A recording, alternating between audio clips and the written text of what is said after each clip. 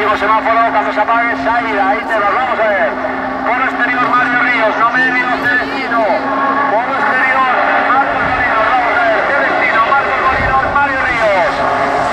Así es como vuelve esta primera curva, Celestino, Mario.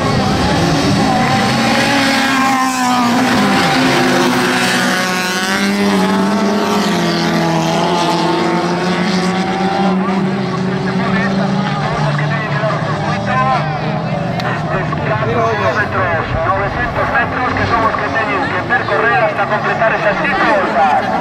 Vemos cabeza número 6, Celestino Iglesias Duarte, seguido de Mario Ríos. Vamos a ver por qué momentos están todos muy sencillos. No podemos pronosticar nada, pero que sí tenemos que dar que Celestino está tirando muy fuerte. Aquí el reloj. Celestino Iglesias, Mario Ríos, Marco Pérez. Cuarta posición, Marcos Molino.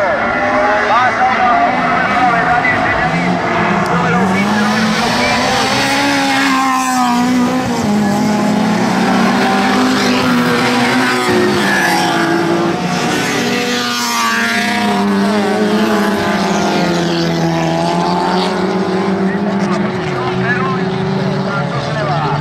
Estamos en la segunda vuelta. Quedando por adelante Celestino, se empieza a tener ventaja, a ver, ojo importante, con sus más directos perseguidores.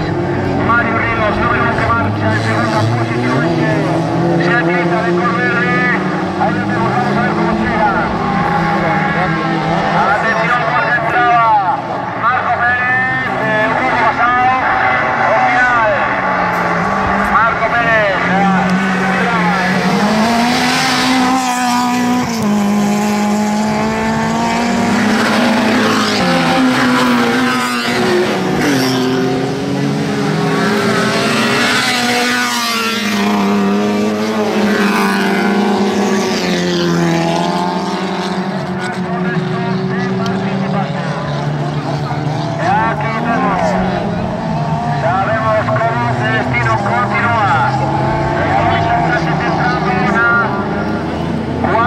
quinta y sexta posición.